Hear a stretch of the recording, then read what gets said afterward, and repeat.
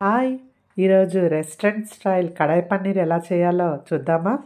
Veggies ఎలా cut చేసుకోవాలో చూపిస్తాను. క్యాప్సికమ్ తీసుకుందాం ఫస్ట్. ఈ లోపల ఉన్న గింజలన్నీ తీసేసుకుందాం. దీన్ని ఇప్పుడు ఇలాగా పెద్ద పెద్ద పీసెస్గా కట్ చేసుకుందాము. ఆనియన్ కూడా మనం ఎలా కట్ చేసుకోవాలి అంటే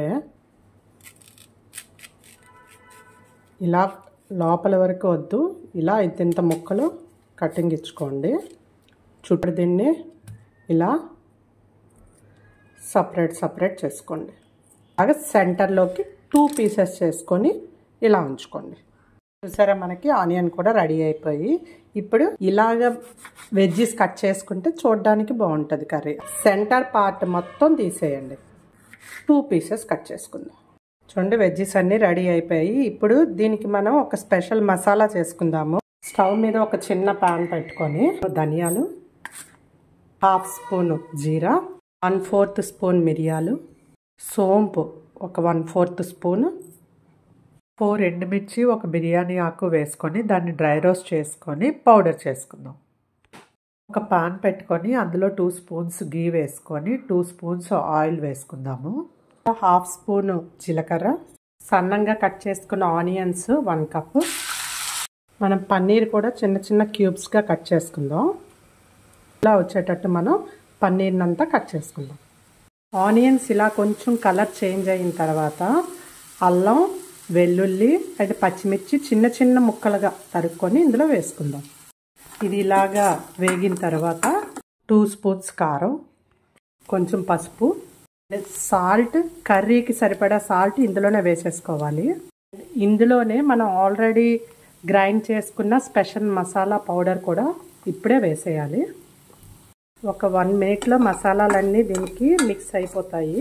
4 టమాటోస్ పేస్ట్ చేసుకొని దాన్ని ఇందులో వేసుకోవాలి. వేరే కళాయి పెట్టుకొని అందులో కొంచెం ఆయిల్ వేసుకొని కట్ చేసుకున్న ఆనియన్ పీసెస్, కట్ చేసుకునే క్యాప్సికమ్, అలాగే టమాటా పీసెస్ వేసేసుకుందాం. అండ్ ఒక 4 పచ్చిమిర్చి నిలువుగా కట్ చేసుకొని ఇందులో వేసుకుందాం. ఇప్పుడు దీన్ని మనం హై ఫ్లేమ్లోనే టోస్ట్ చేసుకోవాలి.